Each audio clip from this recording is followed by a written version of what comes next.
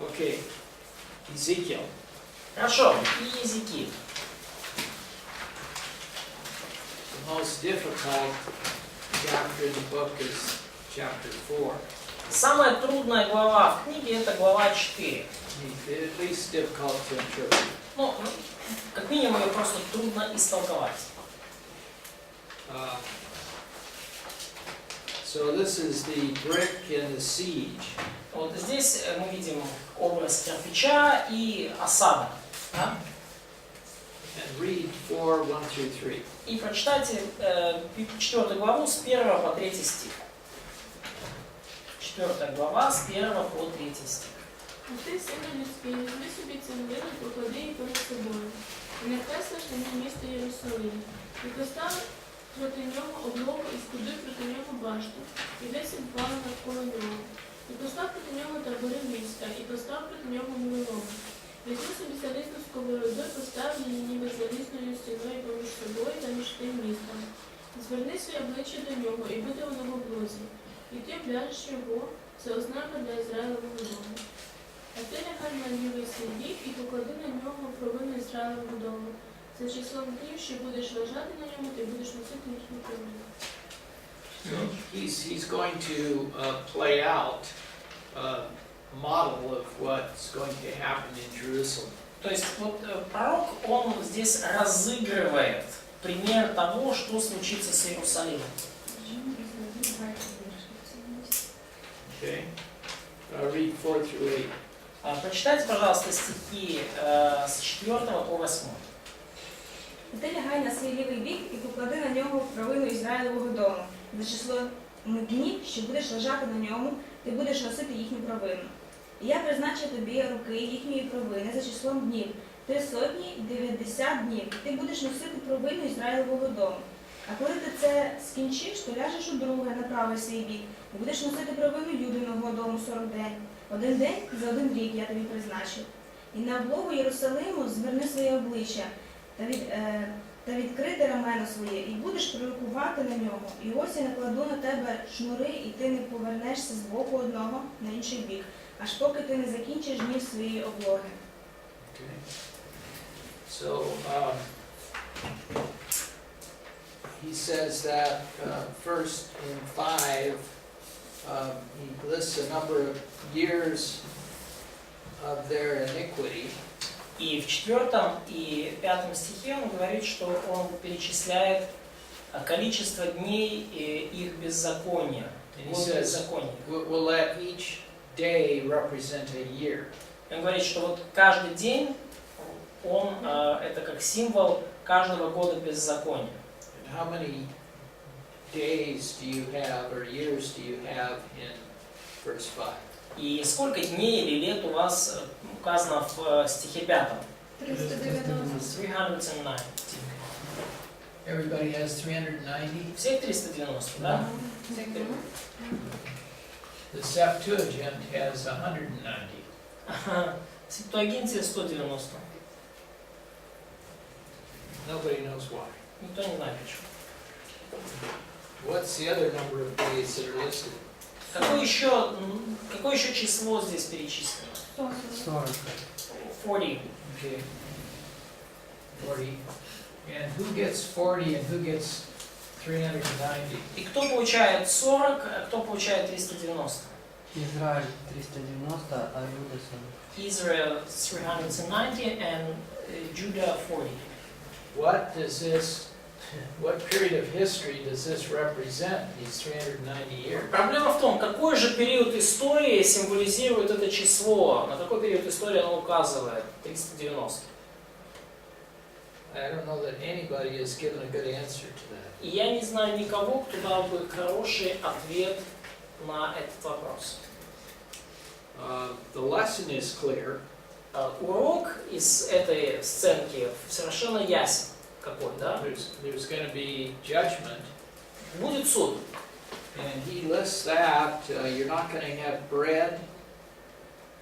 That starts with verse 9. И вот со стиха 9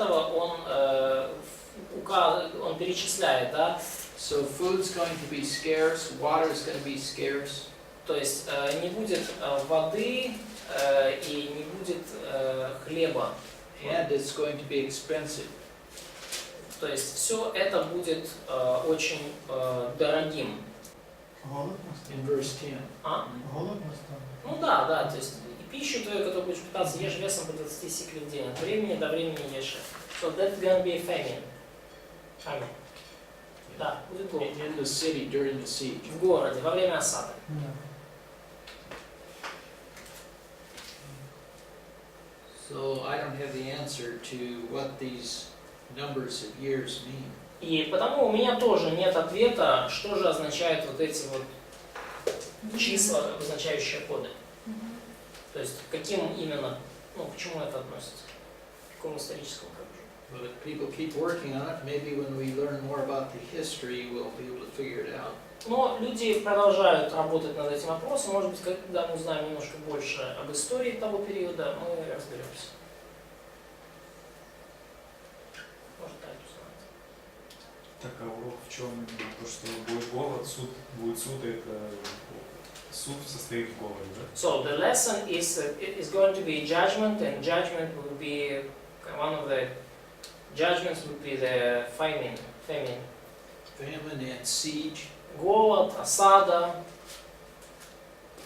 Ну, да, вот это, полный пакет. Okay. А как они должны были отреагировать, ну, как бы, то есть противостоять или пережить, запастись или сдаться? So how should they react? Should they oppose the siege? Should they fight? Should they give up? What should they do in response to that? Well, they were instructed to go out and submit to the Babylonians. Ну, им было повелено выйти из города и подчиниться вавилонянам. They were not supposed to fight, Они не должны были сражаться. nor resist. Ну и сопротивляться не должны были. Можно уточняющий вопрос? Где находится Иезекииль? Когда он существует? Where is в этом конкретном месте? Галерея, да. So where is Ezekiel in the time of that prophecy? Все эти пророчества в Галерее. Does he prophesy that in Tel Aviv or in somewhere else? Да? In Tel Aviv. А просто він, ну, всі ці пророцтва, вони навряд чи можуть попасти в Ізраїль, а просто вони проти того, ну, проти Ну, да. Єрусалиму. So, but the prophecy is technically against Jerusalem, and it's hard to imagine how could this prophecy come to Jerusalem and get to know there, if it's prophesied or played out in Tel Aviv. Yeah. When is this prophecy delivered? Хорошо, когда это пророчество сказано? Десь приблизно того року, коли він був покликаний. Probably in the same year he was called to minister. Yeah, pretty early, Ну, скорее всего, очень рано. because the next time he gets instructions is in chapter 8. И потому что в следующий раз, когда он получает наставление и слово от Бога, это уже в 8 главе Иезекииля, да? That's 591. Это 591 год, да? 6-й год после его. So Яка глава? his 8 глава это следующее пророчество. his ministry is primarily to the people who are in exile. И его служение в основном сфокусировано на людях, которые уже в изгнании. So they need to understand what's going on back home and why. То есть они должны понимать, что происходит там у них дома и почему это происходит. То есть это адресовано все-таки тем, которые там проживают. So this message is mostly for the people who live in Tel Aviv. Да. Оно адресовано людям в Тель Авиве. Now, what information got back to Jerusalem, I don't know. И какая часть этой информации, вообще какая информация дошла в Иерусалим из Тель-Авива, я не знаю. We know it takes about 6 months to travel from one place to the other. И мы знаем, что требовалось порядка 6 месяцев, чтобы из одного места в другое пройти. So this would have been before the siege, well before the siege. И этот, сценка, этот перформанс, да, он был показан еще задолго до осады. 590 там, второй год, да, и осада 586. 88 точно. Задолго до осады. За 4 года. So most of what we know that the people in Jerusalem heard was from Jeremiah.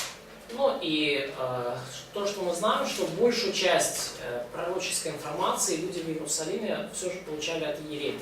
But remember, Jeremiah told them to submit to the Babylonians. Но помните, Иеремия говорил: подчинитесь вавилонянам.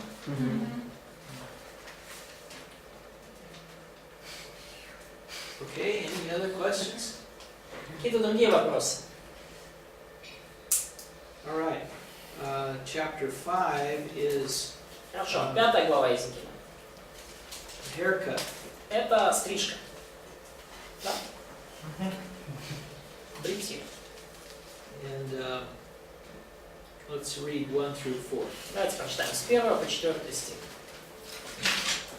И ты, сын человеческий, возьми себе острый нож, бритву бродобрею возьми себе, и води ею по голове своей и по бороде твоей, и возьми себе весы, и раздели волосы на части. Третью часть сожги огнем посреди города, когда исполнятся дни осады. Третью часть возьми и изруби ножом в окрестностях его, а третью часть разбей по ветру и обнажу меч вслед за ним. И возьми из этого небольшое число и завяжи их у себя в полы. Прям какое-то вообще. Дальше, да? Ага. Но из этого еще возьми и брось в огонь, и сожги это в огне. Оттуда выйдет огонь на весь дом Израиля. So you can just imagine Ezekiel doing this in front of the people. Вы можете представить, каково это было, когда Иезекииль все это в присутствии людей делал. Не знаю, бы я набывала на такое. I don't know how would I react on such person. Sasha. Вот, да, Саша объяснил. Performance artist. What is the issue with 3? What does that have to do with? Что вот в чем, почему важно вот, чтобы были вот эти вот 3 части? Что это означает? Символизирует то, что случится с народом. It symbolizes what's gonna happen with the people. So the part, the different future of different groups. Okay. Разное будущее, разное. Look at chapter 6, verse 8. Read that. Прочитайте 6 главу, 8 стих. Read chapter 6, verses 8 through 10. 6 глава, 8 с 8 по 10 стих. 6 глава. А я позоставлю з вас рай, щоб будете мати врятованих від меча серед народів, коли ви будете розпорошені серед країн. І ваші врятовані згадають про мене серед народів, коли будуть забрані до полону, коли я зламаю їхнє блудне серце, що відпало від мене, та їхні очі, що перелюб чинили з своїми божками, і вони самі будуть бридитись тих злих речей, що робили щодо всіх їхніх недот. І пізнають вони, що я Господь, і що я не даремно говорив, що вчиню їм оцю злу річ. So there's a few that don't get killed. То есть будут некоторые, да, остаток, немногие, кто не будут убиты. But in this first part of 5, a third are burned, a third die by the sword, a third are scattered, and then they get killed with the sword. Ну, то есть мы видим, что вот в 5 главе, да, треть сожжена, да, убита во время осады, треть изрублена мечом в окрестностях, треть рассеяна, и также из тех, кто рассеян, тоже многие как бы убиты. Read 5 through 7 in chapter 5. Прочитайте в 5 главе с 5 по 7 стих. Посему так говорит Господь Бог, это Иерусалим, я поставил его среди народов и вокруг него земли. А он поступил против постановлений моих нечестивее язычников, и против уставов моих хуже, нежели земли вокруг него. Ибо они отвергли постановления мои, и по уставам моим не поступают. Посему так говорит Господь Бог, за то, что вы умножили беззаконие ваши более, нежели язычники, которые вокруг вас, по уставам моим не поступаете и постановлений моих не исполняете, и даже не поступайте и по постановлениям язычников, которые вокруг вас. And then 8 through 12. И потом с 8 по 10 стих. Посему так говорит Господь Бог: вот и я против тебя, я сам, и произведу среди тебя суд пред глазами язычников, и сделаю над тобой то, чего я никогда не делал, и чему подобного впредь не буду делать, за все твои мерзости. Зато отцы будут есть сыновей среди тебя, и сыновья будут есть отцов своих. И произведу над тобой суд, и весь остаток твой развею по всем ветрам. Посему живу я, говорит Господь Бог, за то, что ты осквернил святилище мое всеми мерзостями твоими и всеми гнусностями твоими. Я умолю тебя, и не пожалеет око мое, и я не помилую тебя. Третья часть у тебя умрет от язвы и погибнет от голода среди тебя. Третья часть пойдет от меча в окрестностях твоих, а третью часть развею по всем ветрам и обнажу меч вслед за ними. Here written in 12. Okay. There's a principle in verse 6. И есть принцип в стихе 6. To much is given, much is required. Кому много дано, с того много спросится.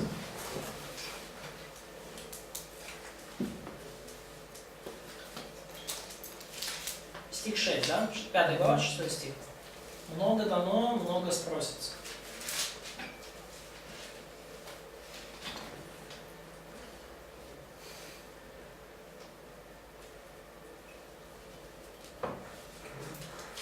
Any questions on that? Есть ли вопросы? Это чуть-чуть.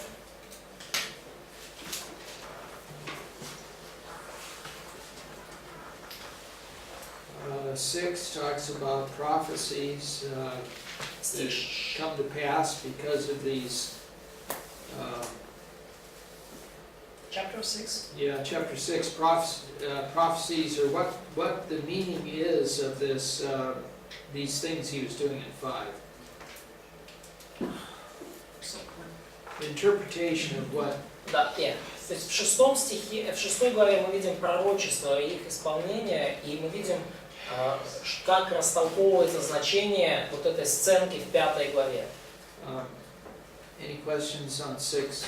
Есть ли вопросы у вас по 6 главе? Okay, let's go to 7 Если нет, тогда переходим к 7. and read 1 through 9. Почитайте с 1 по 9 стих 7 главы. Еще раз. 1 по 9 стих 7 главы. «И было ко мне слово Господа, и ты, сын человеческий, скажи, так говорит Господь Бог, земле Израилевой конец. Конец пришел на 4 края земли. Вот конец тебе. И пошлю на тебя гнев мой, и буду судить тебя по путям твоим, и возложу на тебя все мерзости твои. И не пощадит тебя око мое, и не помилую, и воздам тебя по путям твоим, и мерзости твои с тобою будут. И узнаете, что я Господь. Так говорит Господь Бог. Беда единственная, вот, идет беда. Конец пришел, пришел конец, встал на тебя. Вот, дошла напасть до тебя, жители земли. Приходит время, приближается день смятения, а не веселых восклицаний на горах. Вот скоро изолью на тебя ярость мою, и совершу над тобою гнев мой. И буду судить тебя по путям твоим, и возложу на тебя все мерзости твои. И не пощадит тебя око мое, и не помилую. По путям твоим воздам тебе, и мерзости твои с тобою будут. И узнаете, что я Господь, каратель». So where is Jeremiah, or where is Ezekiel delivering this message? Так, где Иезекииль это послание проповедует?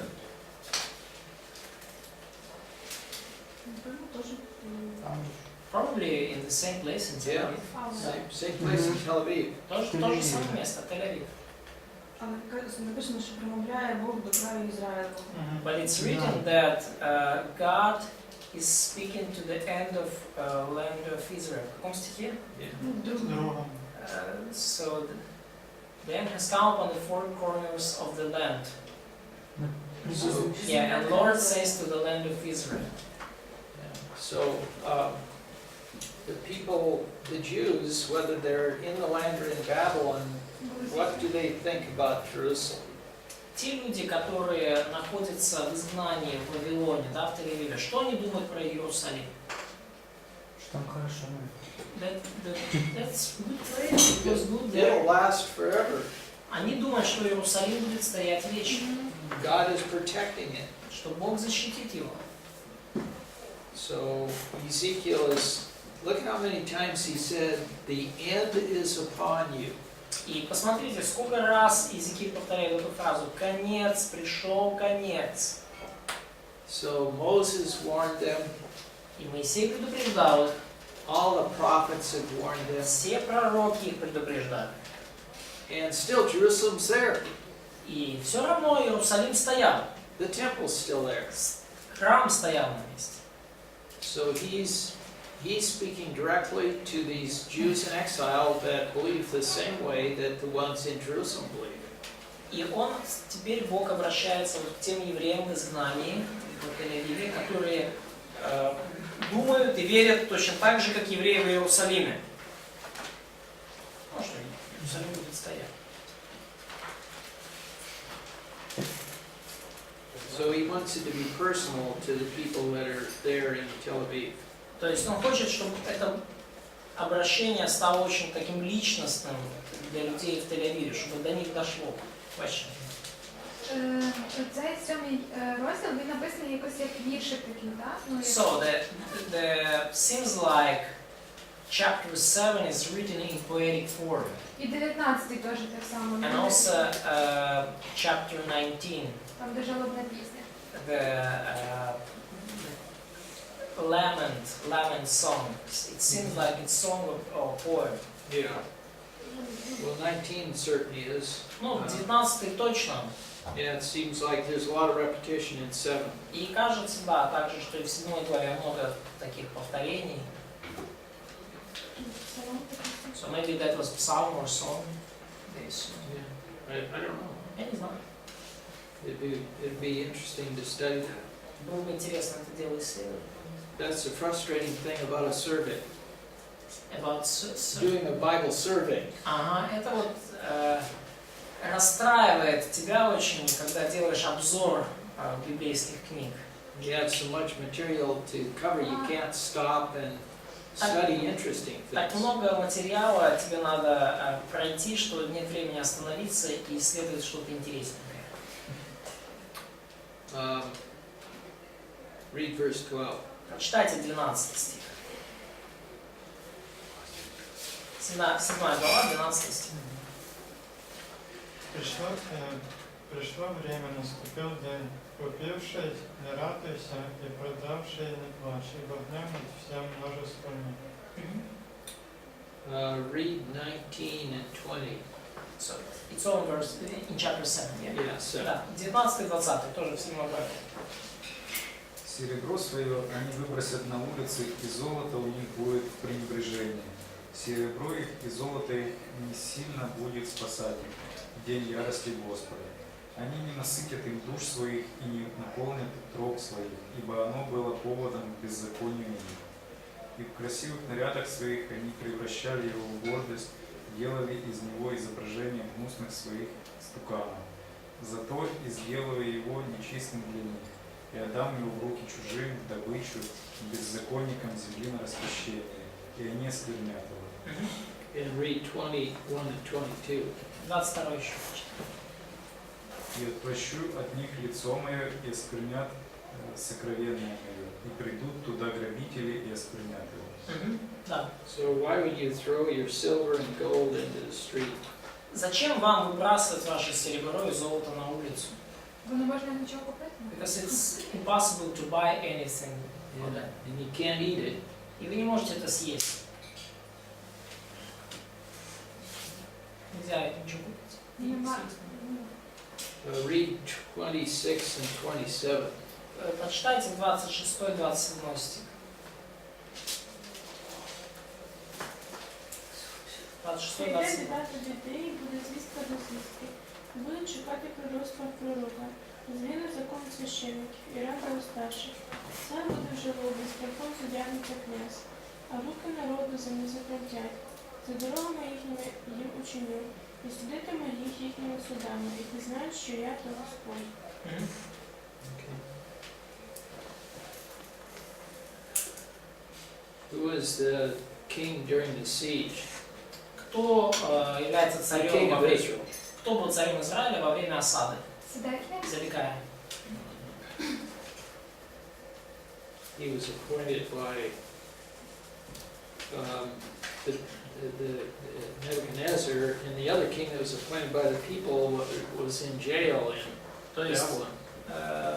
Сидекия был поставлен на царство Навуходоносором, а другой царь, выбранный народом, он в это время сидел в Вавилоне в тюрьме. Єгоя. Да, Ихонь. Okay. Number 8. Глава 8.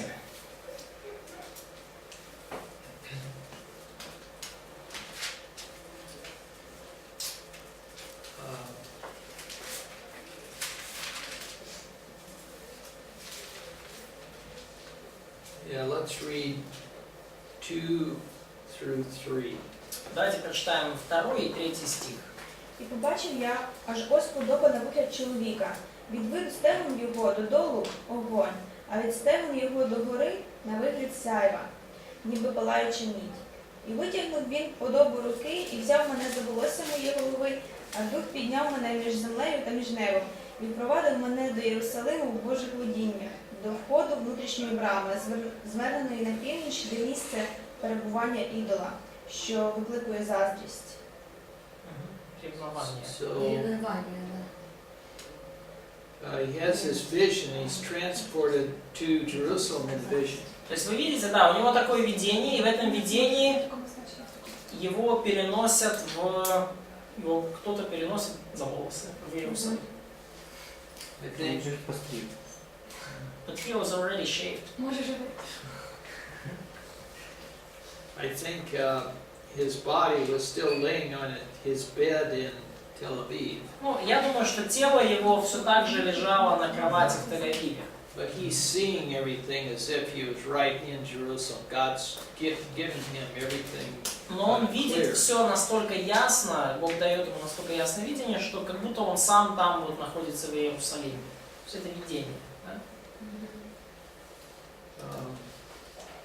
So read down through 6. Он может больше сказать про этого идола ревности? Can you say more about this idol of jealousy, that provokes to jealousies too? Идол ревности, Божьей ревности, когда они поклоняются идолу, или какой-то идол, которому ты поклоняешься, и начинаешь ревновать? So, what is the kind of idol who provoked God to be jealous, who provoked God's wrath, or that was the idol who made people jealous when they worship Him? Because it's not. God is the one who gets jealous when people worship other gods. Но Бог это тот, кто ревнует, когда люди поклоняются другим богам. Наш Бог ревнует. I think I would take it to be provoking God's jealousy by worshiping His idols. Поэтому я думаю, что здесь речь идет о том, что поклонение вот этим идолам вызывает ревность Божью. Ну, не зависть, а ревность. Я не знаю, как по-украински. Read 4 through 6. С 4 по 6 стих прочитайте. С 4 по 6. И вот там была слава Бога Израилева, подобная той, какую я видел на поле. И сказал мне: сын человеческий, подними глаза твои к северу. И я поднял глаза мои к северу. И вот с северной стороны у ворот жертвенника тот идол ревности при входе. И сказал он мне: сын человеческий, видишь ли ты, что они делают? Какие великие мерзости, которые делает дом Израилев здесь, чтобы я удалился от святилища моего. Но обратись, и ты увидишь еще большие мерзости. Okay. And then 7 through 13. И потом с 7 по 13. І привів мене до входу подвір'я, і побачив я, аж ось дірка в стіні. І сказав він мені: сину людський, прокопай дірку в стіні. І прокопав я в стіні аж ось вхід. І сказав він до мене: увійди і побач ті злі гидоти, які вони роблять отут.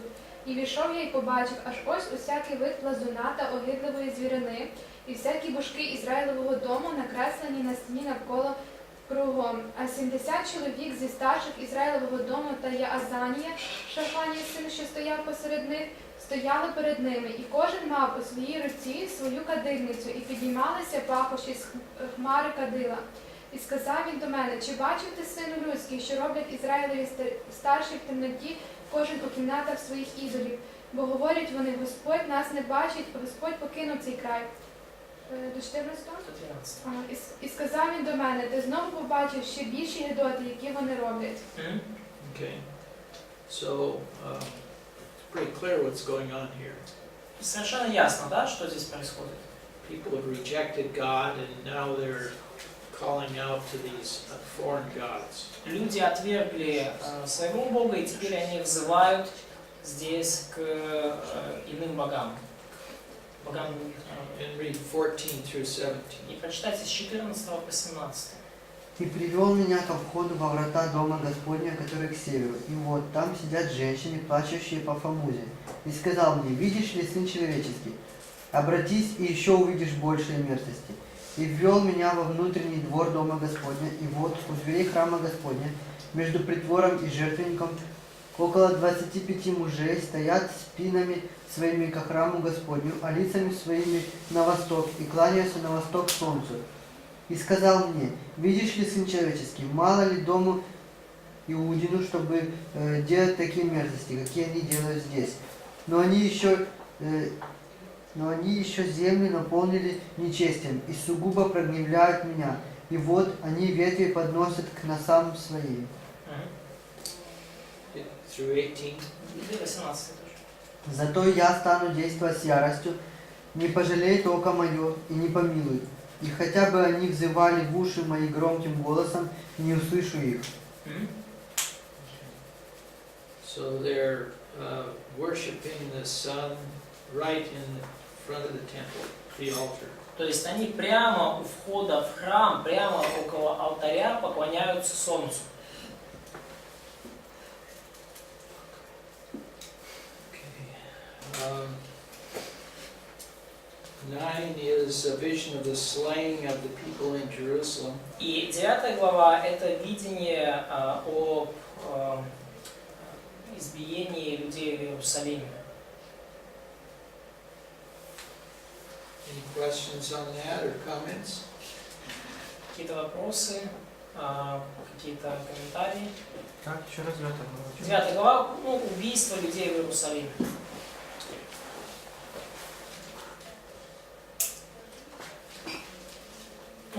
Видение об убийстве людей в Иерусалиме. 10 is a vision of the burning of Jerusalem. 10 глава – это видение сожжения Иерусалима.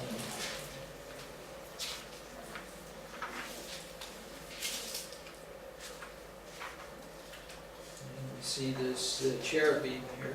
И мы снова видим здесь херувимов. 11 is wicked princes in Jerusalem. 11 глава – это нечестивые князья в Иерусалиме.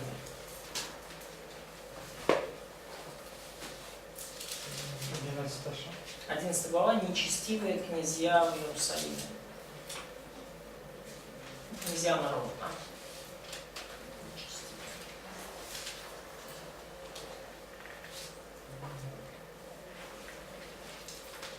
Let's read 14 through 21 in chapter 11. Давайте в 11 главе с 14 по 21 стих прочитаем. This is the first time that Ezekiel talks about the restoration. И это первый раз, когда Иезекииль в своей книге говорит о восстановлении. «И было ко мне слово Господа: Сын человеческий, твоим братьям, твоим единокровным и всему дому Израилеву, всем им говорят живущие в Иерусалиме: живите вдали от Господа, нам во владение отдана эта земля. На это скажи: так говорит Господь Бог: хотя я и удалил их к народам, и хотя рассеял их по землям, но я буду для них некоторым святилищем в тех землях, куда пошли они. Затем скажи: так говорит Господь Бог: я соберу вас из народов и возвращу вас из земель, в которую вы рассеяны, и дам вам землю Израилю. И придут туда, и извергнут из нее все гнусности ее и все мерзости ее. И дам им сердце единое, и дух новый вложу в них. И возьму из плоти их сердце каменное, и дам им сердце плотяное, чтобы они ходили по заповедям моим, и соблюдали уставы мои, и выполняли их, и будут моим народом, а я буду их Богом. А чье сердце влечется вслед гнусности их и мерзости их, путь тех обращу на их голову, говорит Господь Бог. So there's light in the future. То есть свет в конце туннеля в будущем.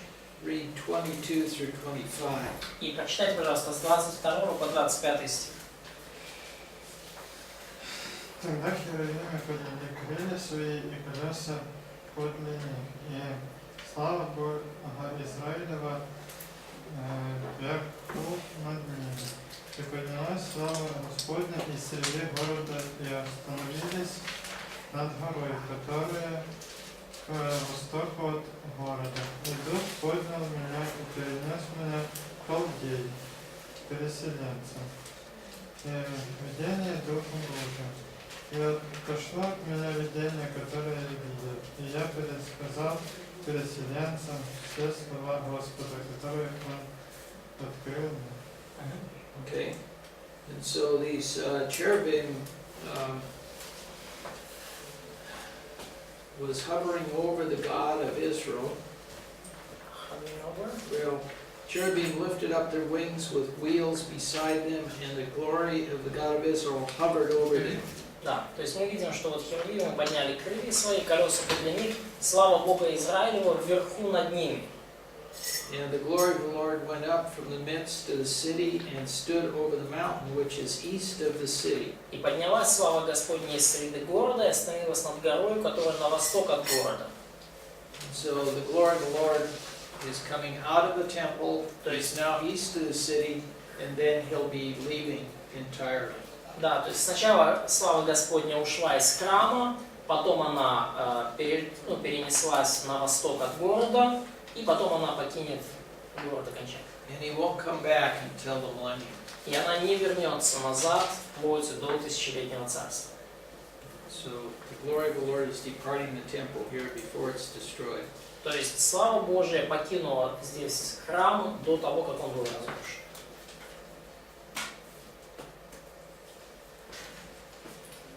In 12 is Ezekiel is told to pack his bags. Вопрос. Она вернется в тысячелетнем царстве и уже будет видима, я так понимаю? So when the glory of God will come back in millennial kingdom, will it be seen? А до этого, я так понимаю, что была невидима. Will it be obvious, and was it obvious and visible during the times of Israel when the glory of God retained in the temple? It was obvious when it was in the temple. I don't know that it was obvious here as it was leaving. No. So it was obvious in the temple. It was obvious in the temple, yes. Слава Божия была очевидна в храме. Я не знаю, была ли она очевидна в момент, когда она покидала храм. Но в храме она была видна. Ну, так же, как и вот в пустыне, да, по-моему? Like in a desert during the Exodus. Some kind of cloud. I don't know. Не знаю. We have to look at that. I just don't know. Нам нужно посмотреть на это, но я не знаю. І виходить, що після цього, коли вже був відбудований храм і в час Ісуса, що вже не було цієї шикної слави, в Святого Святих, так?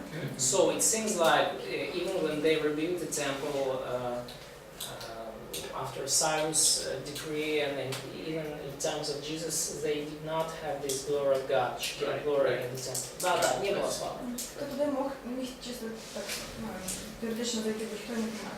So technically anyone could come into the Holy of Holies and stay alive.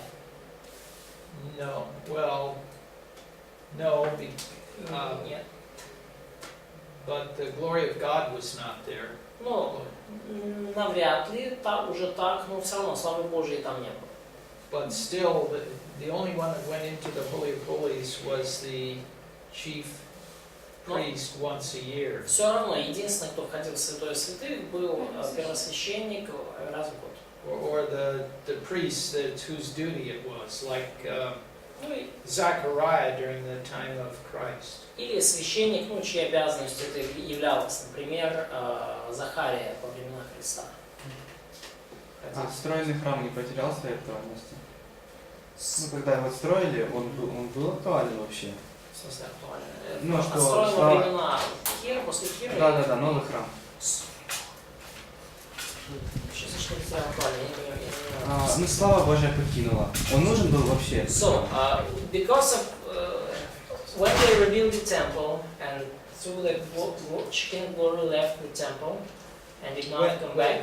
When who rebuilt it? When they rebuilt the temple after Cyrus' decree. Oh yes. Okay. Yeah, and Shekinah glory is not there. Yeah. Did they need this temple? Was it kind of actual need for them? Yes. Да, храм нужен был. Храм был актуален. And Christ called it his house. Right. И Христос назвал это дом мой, домом молитвы наречется. То есть Иисус не верничает. But the glory of the Lord was not there like it was in the Solomon's temple. Но славы Божьей уже там не было, как, ну, она не присутствовала там, как она присутствовала в храме Соломона.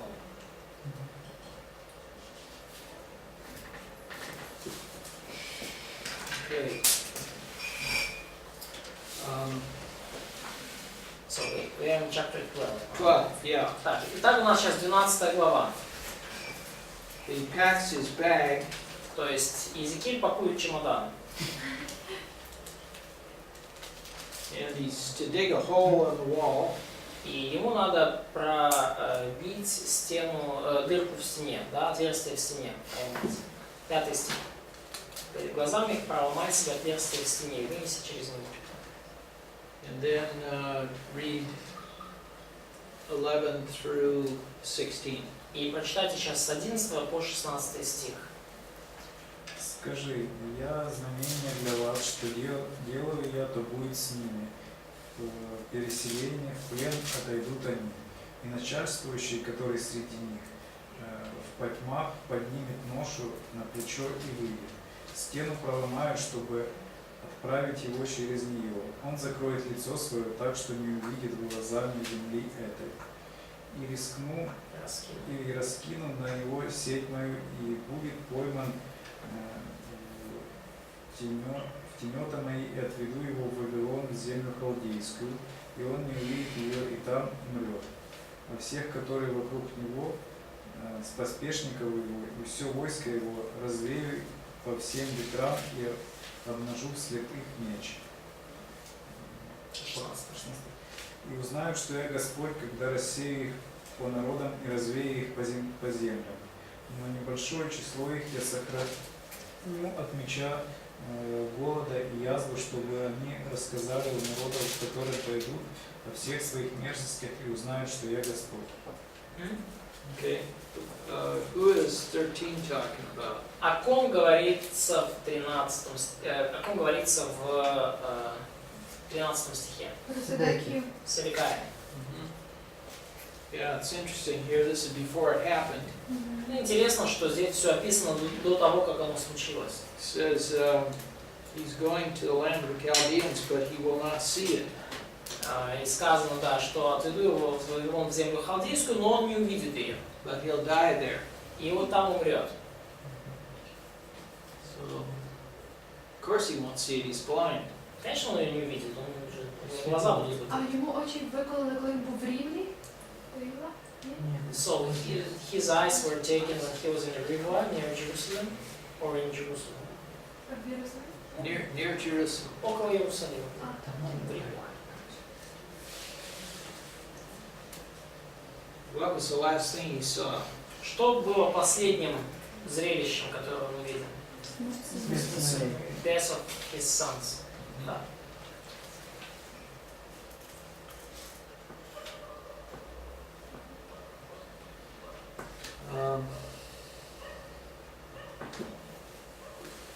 Okay, 13 is a message against false prophets. Глава 13 – это пророчество, послание против лжепророков. Let's read 8 through 13. Давайте прочитаем с 8 по 13 стих. Тому так говорить Господь Бог, за те, що ви говорите марноту і бачите лжу, тому ось я проти вас, говорить Господь Бог. І буде рука моя проти пророків, що бачать марноту, і чарують і лжеють. Вони не будуть на раді народу мого, і я в перепису Ізраїлевого дому не будуть записані.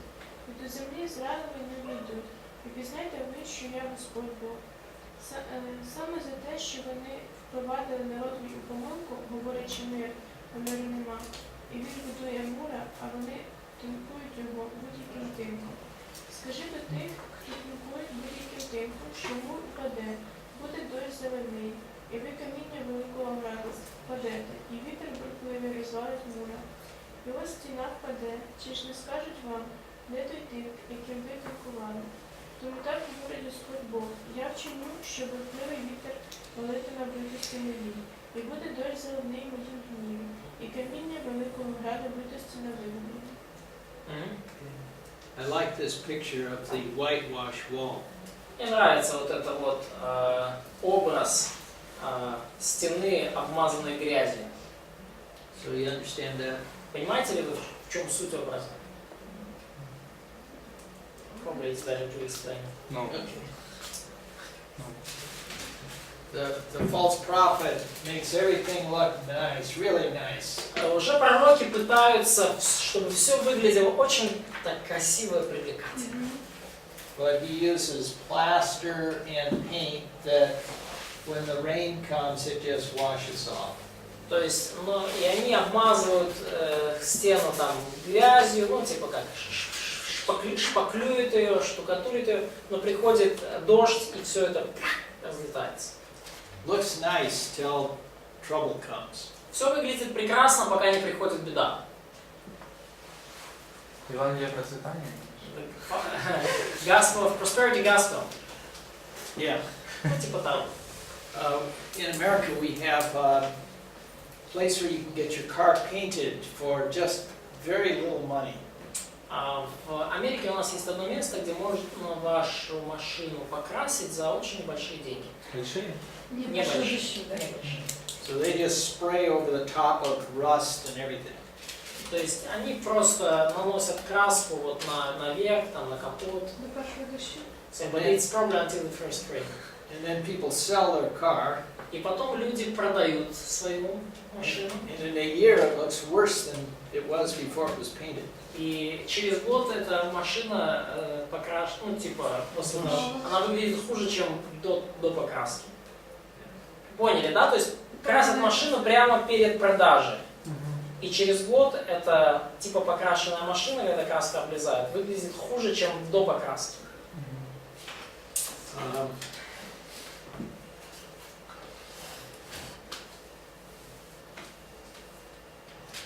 Okay, let's read 14 through 17.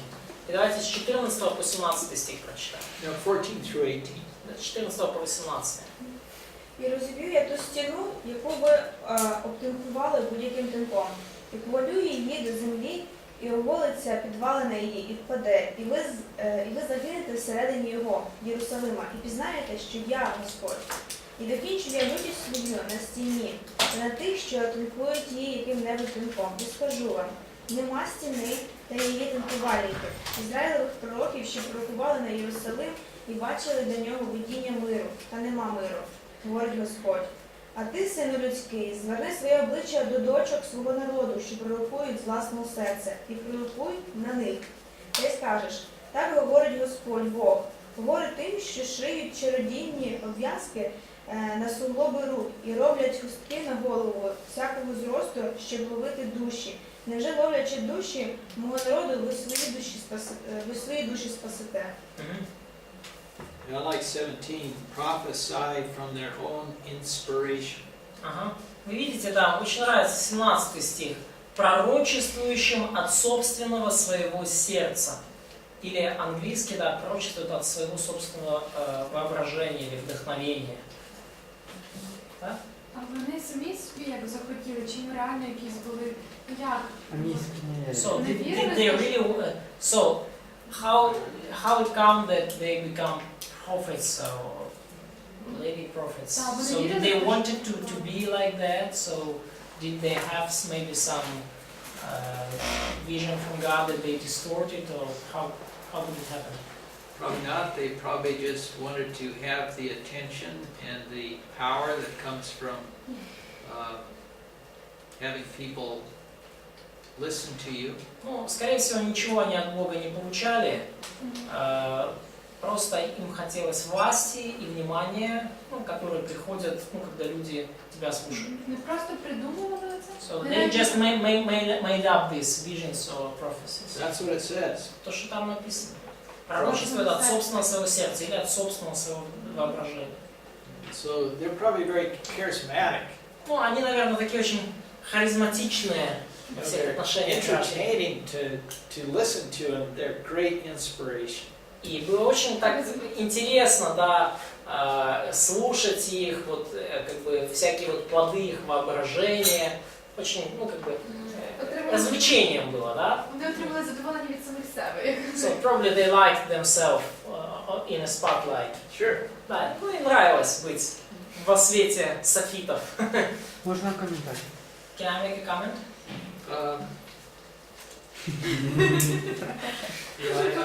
I mean, it describes him perfectly.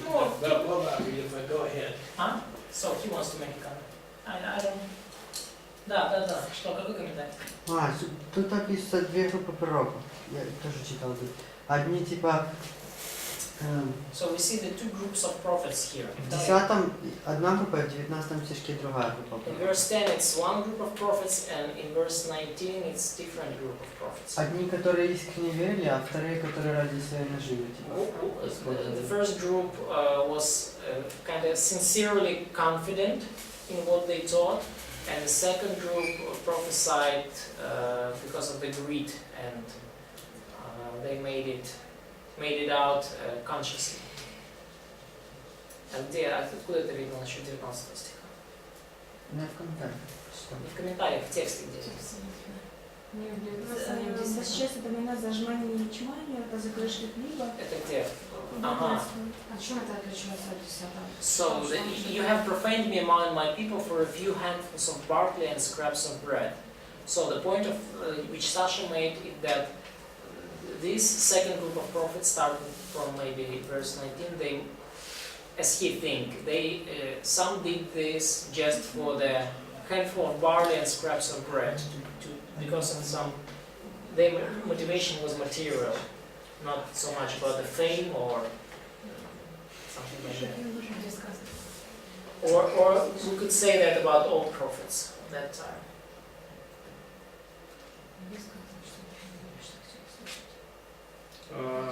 Yeah, I'm just trying to see if there's a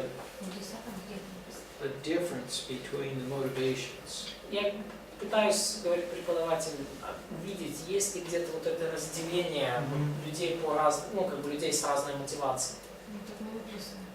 We don't see it, probably some students say. Yeah, I don't see a difference here in the motivations. Я не вижу, говорит преподаватель, здесь того, чтобы у людей была какая-то разница в мотивации. Well, it stands to reason that people are going to be motivated by different things. Ну и очевидно, что людей мотивируют разные вещи. Some by power, some by money, Кого-то мотивирует власть, кого-то мотивирует деньги, some by both. ну а кого-то мотивирует то и другое.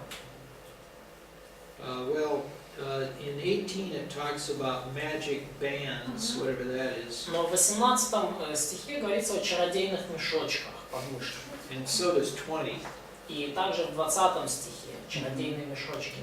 So it's probably the same people. Поэтому, скорее всего, тут одна и та же группа людей. Мы не можем сказать, что в 19 стихе начинается какая-то другая группа людей, потому что в 18 и 20 в обоих, послушай, говорится о одном и том же признаке. Что ты хотел сказать? То, что ко второй группе как раз относятся эти 18, 19, 20 стих. Ну, короче, это не важно. Okay, so his idea was that the prophets in 18, 19, 20 is the same group. Okay. Okay. Yeah, false prophets are false prophets. Короче, уже пророки это уже пророки. С мешочками, без А мешочков. що це таке? Ті ловили душі, що це воно? So, but what does it mean that they ensnare people, make veils of various lengths for their heads in order to ensnare people? Well, you try to get a lot of people to follow you. Ну, то есть, уже пророк пытался как можно больше последователей Це привлечь. ж посвятое. То есть сбивали с пути истины. So they kind of cut off people from the right track. From the Можно, So they make people turn from the right track. Yeah. Да, сбивали. It's just like preachers who preach what you want to hear, you know, it talks about tickling ears. Проповедник, который проповедует то, что вам нравится слушать, да, льстит уху вашему. Але був якийсь там той чародійний той мішочок, чи що? Ну, якось буквально. Тобто та бляска, ну, So should we take literally these magic charms on the wrists? I'm sure they had magic charms, literally. Да, я думаю, что там были буквально эти чародейные мешочки. Ладно. False prophets do today. Ну и тут насчет мешочков я не уверен там. Но так или иначе, уже пророки и сегодня этим занимаются, чем-то подобным. Send me $100 and I will send you a handkerchief. And if you pray with this handkerchief on your forehead, your prayer will be answered. Пошли мне $100, и я тебе пришлю специальную салфетку. Вот, если ты помолишься с этой салфеткой на лбу, то твоя молитва будет отвечена.